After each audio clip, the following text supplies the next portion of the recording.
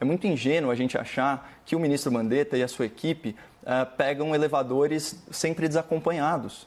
Também é ingênuo achar que eles entram numa sala em fila indiana, mantendo 3 metros de distância um do outro. O que não quer dizer que haja formas efetivas de distanciamento social. A gente sabe que isso é perfeitamente possível.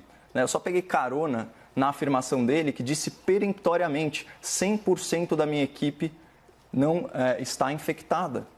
Portanto, vamos replicar isso, especialmente naquelas cidades em que não há um caso de coronavírus ou em que há pouquíssimos casos. O Brasil não precisa necessariamente parar em toda a sua extensão. Esse é um país continental, com realidades muito distintas. A gente tem que analisar a questão em caso, de forma científica.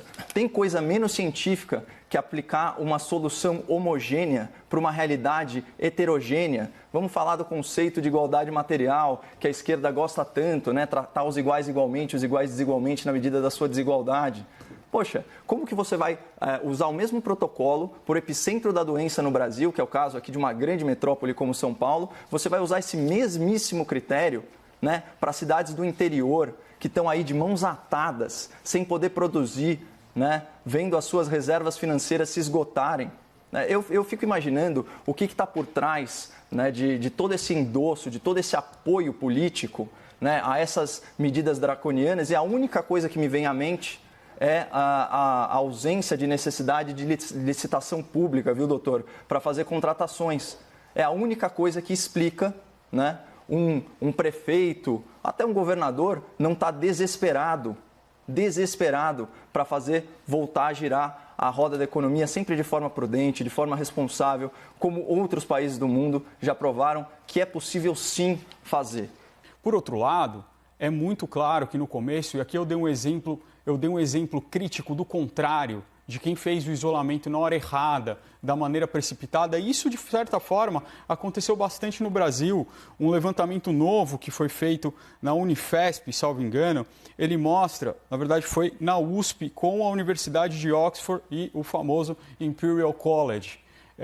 Ele mostra que aqui no Brasil, em vários municípios, fora da região sudeste, que foi onde começou, se fez o isolamento social brusco de uma maneira precipitada. E qual o grande problema disso? Isso não é sustentável. E aí se faz a abertura no momento que o contágio está aumentando.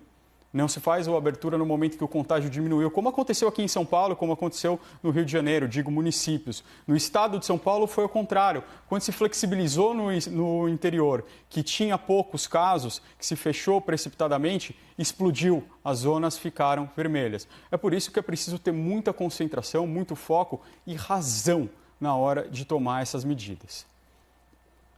Doutor, eu fico feliz aí porque, de certa forma, pela sua fala, eu detectei aí uma crítica velada ao isolamento social horizontal, Você usou outras expressões, você usou brusco, e eu também adjetivaria como precoce, em alguns lugares. E, de fato, se a flexibilização do isolamento social ocorre com base em critérios técnicos, vamos dizer assim, então, como o doutor bem colocou, ocupação de leitos hospitalares, capacidade da rede, estágio da pandemia, esse tipo de coisa, se a flexibilização se dá por faixas, por regiões, então, por que a quarentena não procedeu da mesmíssima forma?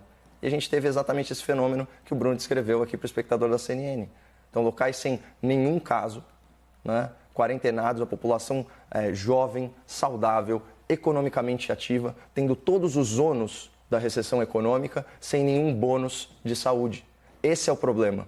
E aqui a gente chega na tese inicial do meu debatedor, que com razão afirmou que a diferença entre o remédio e o veneno muitas vezes é a dose. Só